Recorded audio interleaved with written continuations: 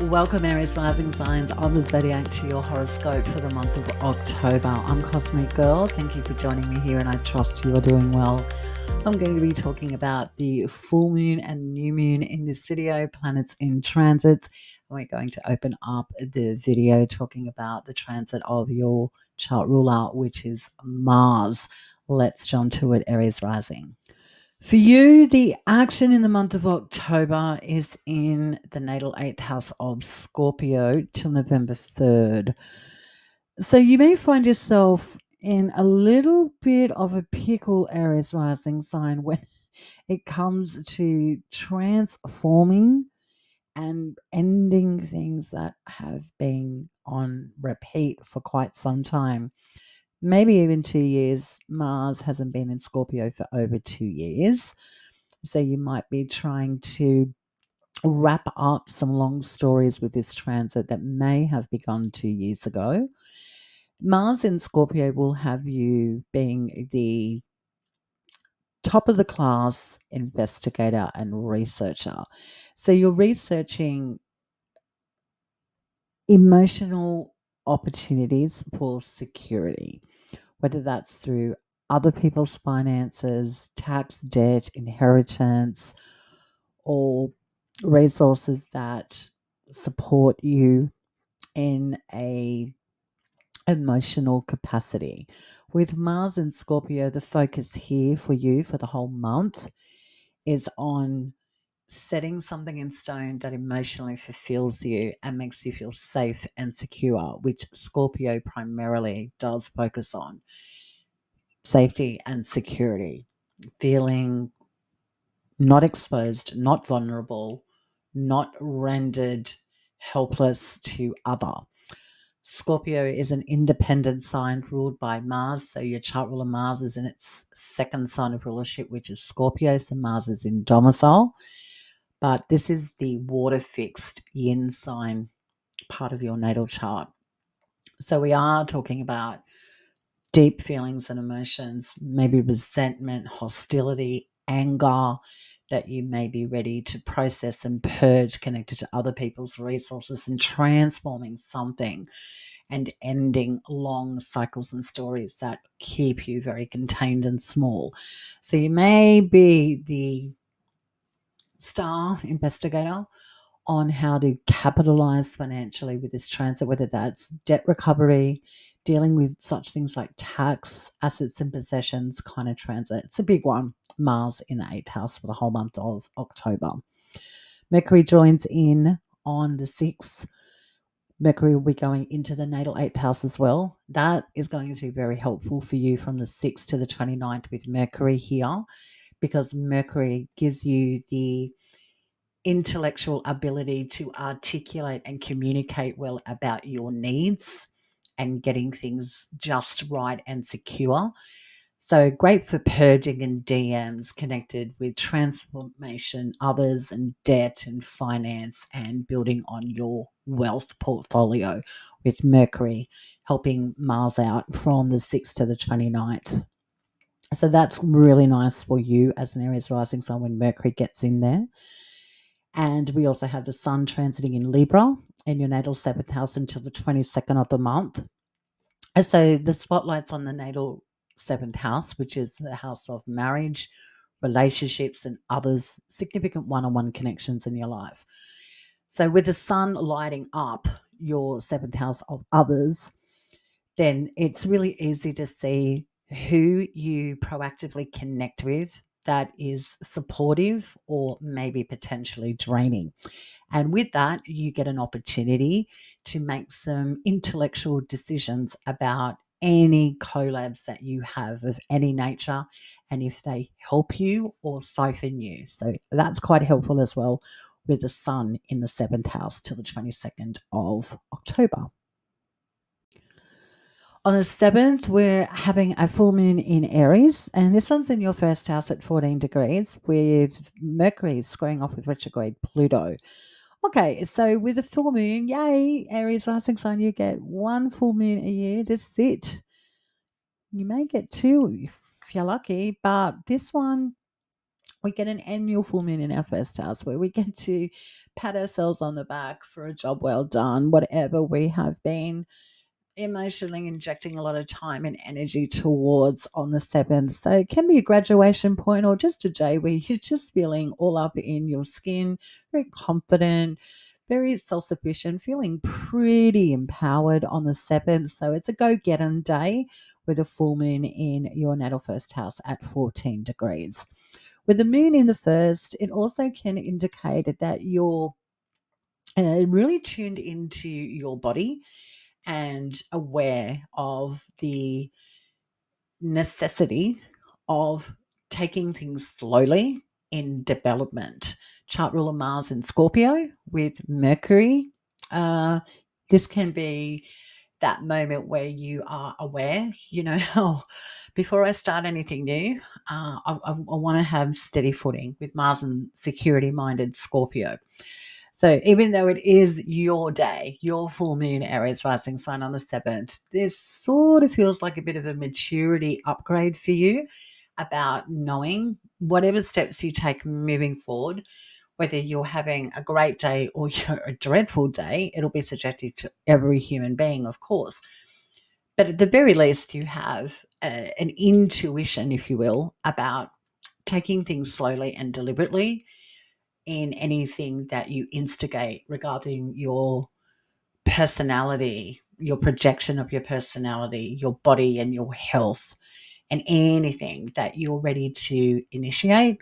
There'll be a sense of, I'm feeling a little bit more grown up now. I know exactly where I'm going, what I'm doing, and it might be reflected to others outside of you on the 7th quite clearly. With Mercury going off with retrograde Pluto, this is about easily saying no to distraction or conforming or bending the knee as well. So interestingly, nation for the Aries rising signs on the 7th with a full moon in your first house at 14 degrees. Happy days. Enjoy your full moon. Okay, the 13th of October. If you are a listener out there that likes to work with planets and transits and you're like, when's the time to strike to put my resume out there, have that chat with someone that I've been putting off. When do I plan that event? When do I send out that invitation? It's the 13th. Venus is ingressing into Libra, into your natal 7th house.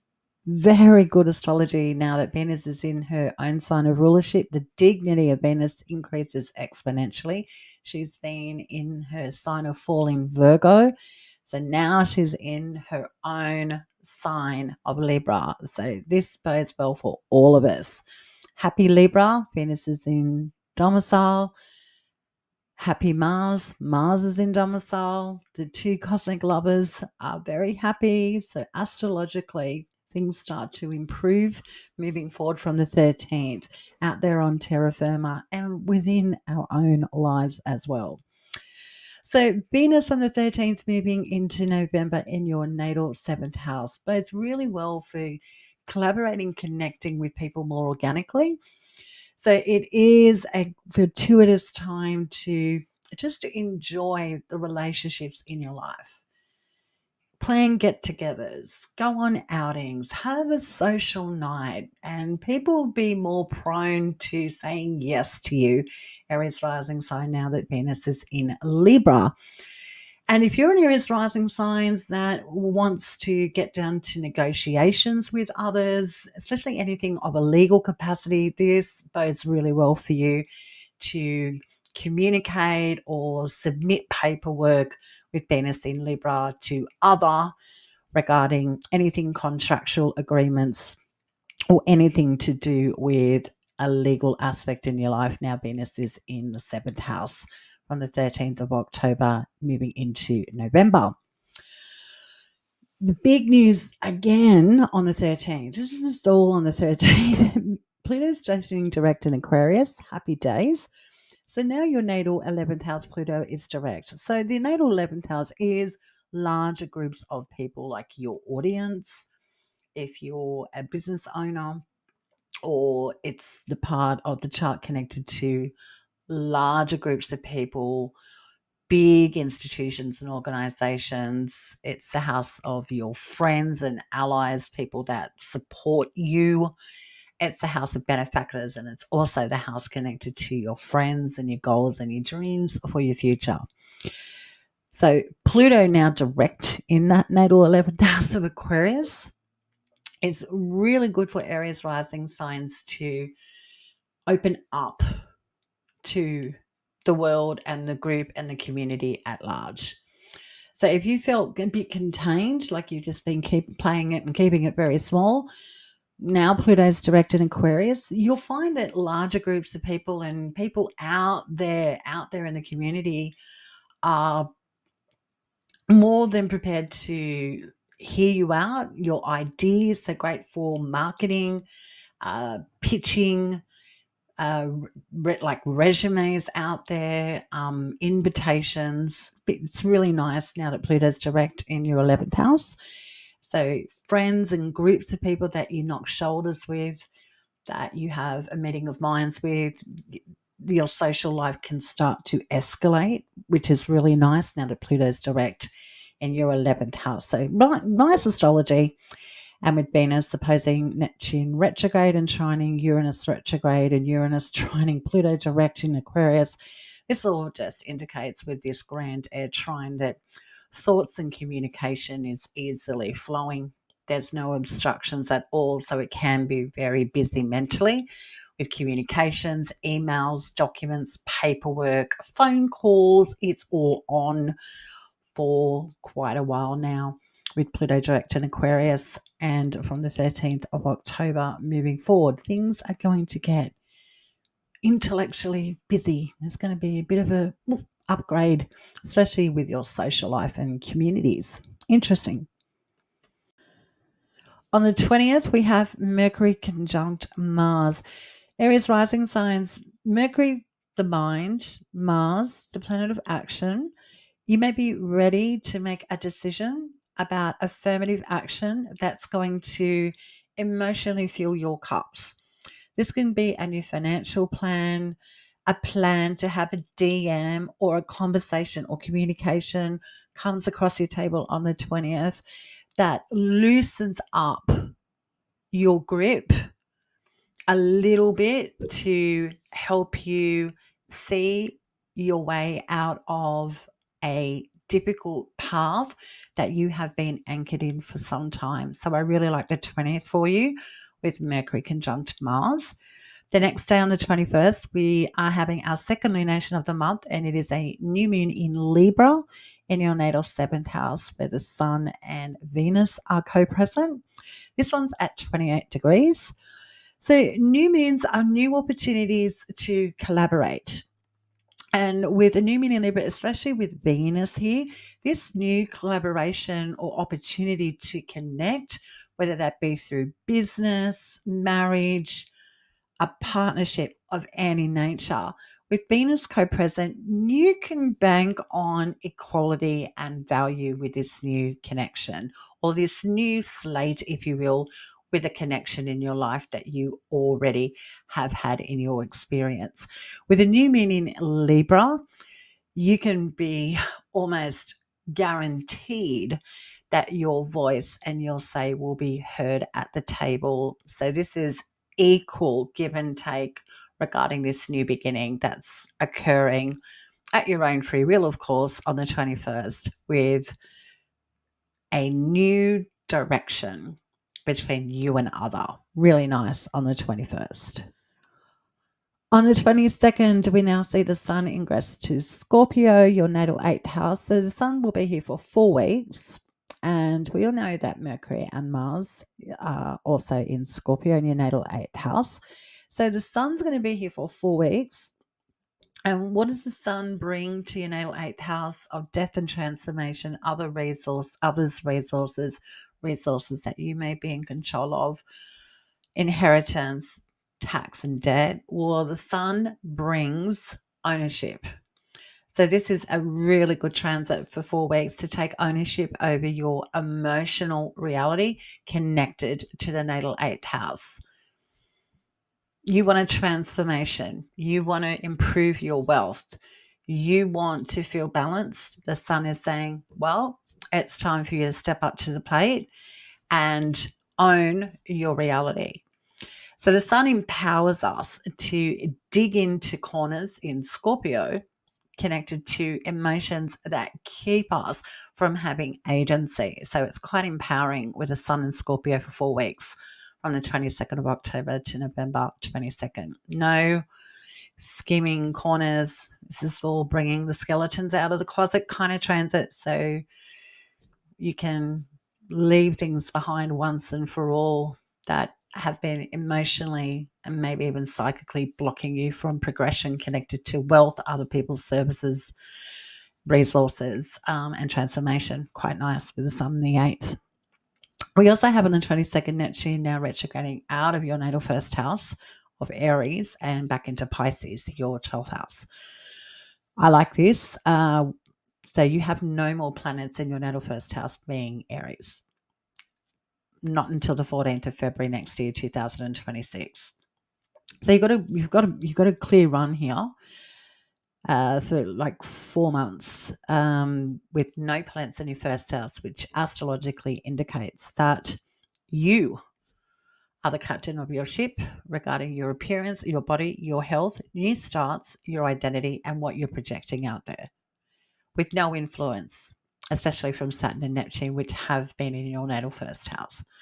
So you have a clear run, Aries rising signs, to muscle up, boss up, mature, and set your eye on the prize for independency, autonomy, and authority for the self. This is literally like stepping into a new identity with no distraction. There's no distractions whatsoever coming from Saturn and Neptune, which is about responsibility in hard yards, and Neptune, haziness and fogginess and disorientation about the next move forward. So you have really good astrology moving on from the 22nd now that Neptune's retrograding back into Pisces in the 12th house. So with Neptune in Pisces, Neptune, the planet of illusion, deception, in the natal 12th house, you'll certainly have a nose for what's emotionally siphoning your energy and taking you away from agency and control over your life with Neptune back in the 12th house with Saturn. So this is really beneficial astrology for the Aries rising signs moving forward from the 22nd of October. Uh, have your lines of sight clear, have a strategy, and execute them.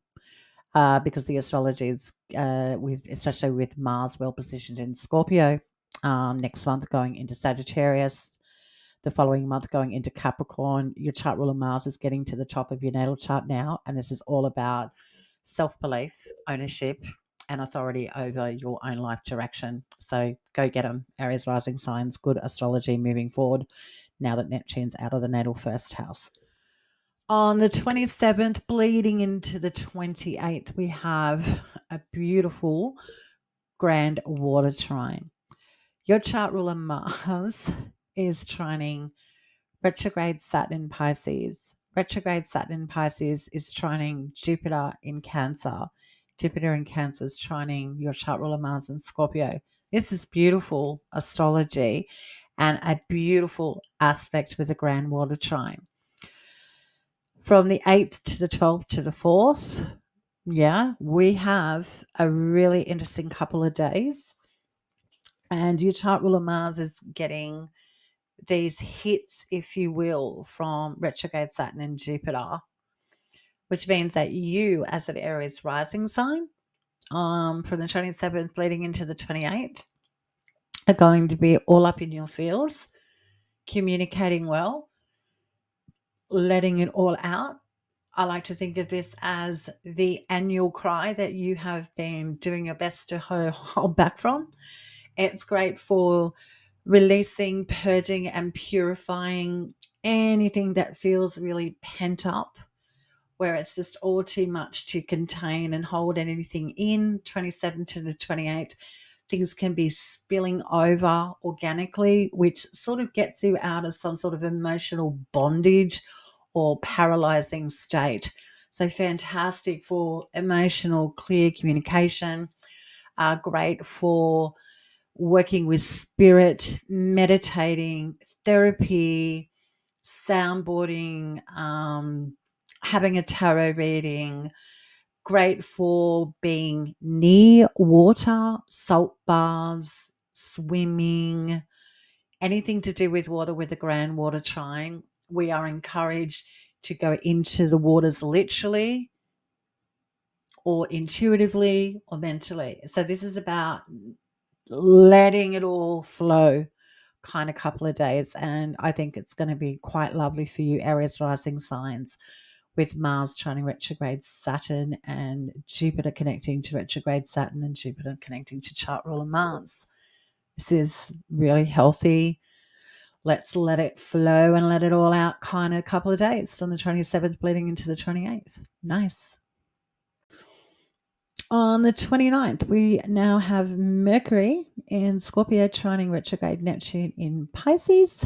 Yeah, really nice for dissipating illusions about I can't say what I want to say. So this is like after the big clear detox and release of emotional pent up energy, Aries rising signs with Mars trining retrograde Saturn and Jupiter.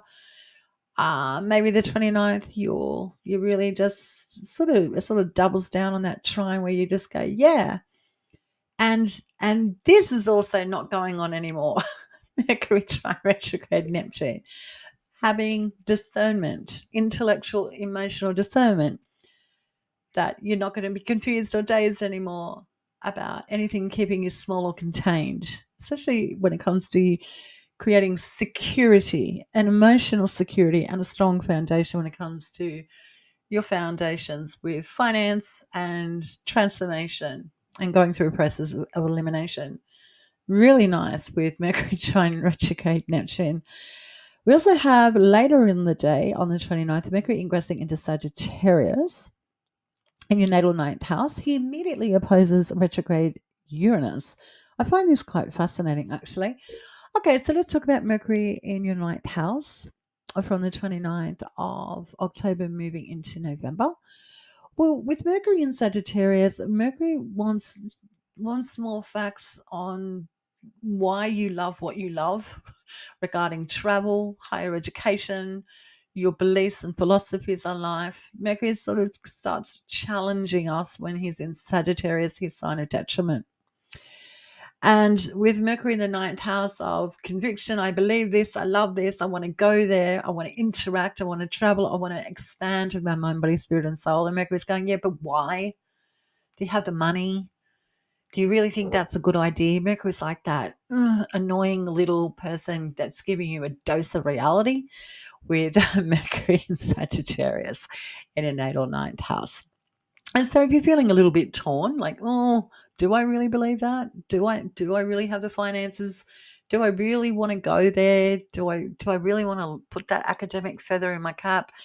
Mercury will just have you being a little bit more less enthusiastic about being sold on a product. Think of it like that. Mercury will just go, yeah, think before you act. So he sort of is a bit of a Debbie Downer in your natal ninth house when it comes to opening up to the world with your mind, body, spirit, and soul. It's only a transit. Nothing too hectic for you here. But when Mercury opposes retrograde Uranus on the 29th in Gemini, I find this interesting astrology because Mercury is the ruler of Gemini and is looking across at retrograde Uranus in Sagittarius. It's like an argument or an opposition that doesn't need to happen. I think there's a little bit of comedy going on here. And so when Mercury opposes retrograde Uranus on the 3rd, this is about imposter syndrome, like you can't go and expand, versus retrograde Uranus going, yeah, you can. This is going to create liberation and freedom. It's going to be pretty disruptive, but at least you're going to be out of a funk. And Mercury is going, I don't know if this is the right move. So it can be a day of do I, don't I? I'm not too sure. I'm in two minds. So if you are feeling in two minds about anything to do with academia, travel, or working with different people, places, and things, or new experiences, then take a beat, take a day to think about it. it will pass. It's only an opposition. We're only talking about astrology. We're not dying on the sword over this stuff. But Mercury can have us thinking, oh, you're getting too big for your boots. And Uranus in Gemini, its sign of rulership, Mercury sign, is going, yeah, but this is going to create a lot of freedom and liberation. So you can hear the polar energies pulling in different directions here. So if you are offered a new travel opportunity, academia, anything to do with a new philosophy, whether it's religion or astrology, tarot, whatever it may be, learning a new language or connecting with different cultures, then take a break, take a beat, and just have a think about it, because the opposition won't last forever. So yeah, interesting. Mercury, my goodness. Oh, Kenya, do you really think you can? He's just such a can be a little bit of an imposter syndrome going on here with Mercury, the ninth house, but it'll pass. Okay, from the 30th to the 31st, right at the end of the month, we have Mercury sextiling Pluto and retrograde Saturn trining Jupiter. What a great couple of days to get in an argument. Mercury sextile Pluto. This is very contentious with Mercury sextiling Pluto. And even though it's a sextile, we need to keep in our back pockets that Mercury doesn't operate well in Sagittarius, where he's arguing about the validity of what people believe in, academia, universities, higher education, travel, culture, our philosophical beliefs. So we know Mercury doesn't function well here in Sagittarius, not helping your ninth house, if you will. And when it's sextiling Pluto in Aquarius, which is large groups of people, organizations, community, friends, dreams, and goals, this is like arguing a point, a difference of opinion that can seriously, easily escalate into something bigger than it needs to be. So mind the P's and Q's from the 30th to the 31st when you just want to let it rip when it comes to your beliefs. Easy does it, because there can be longer ripple effects of differences of opinion that may not work out well for you with Mercury sextiling Pluto in Aquarius. So temper the mind down as much as you can with Mercury in fiery Sagittarius. And with retrograde Saturn trining Jupiter, it can be about deep emotions and feelings that have been withheld or contained, that has been maybe a little bit stifling. And on the 30th to the 31st, this can be really difficult to not blow our tops and maybe burn some bridges at the same time. So the last 2 days of the month of October can be a bit tender and sensitive. So forewarned is forearmed. And happy Halloween to all of those who celebrate that wonderful, fun event on the 31st of October. Really like Mars and Scorpio for you, Aries rising signs, helping you out, establish security, maturity, and stability, strong foundations connected to transformation, others' resources, and getting on top of the things that you otherwise skim over. Time to step up to the plate, take ownership over your life and your own emotional direction. Really good astrology for you, Aries rising signs. If you want to work one-on-one with me, I can be contacted at cosmicgirl101@protonmail.com. Until next time, Aries rising signs, enjoy your October and stay cosmic.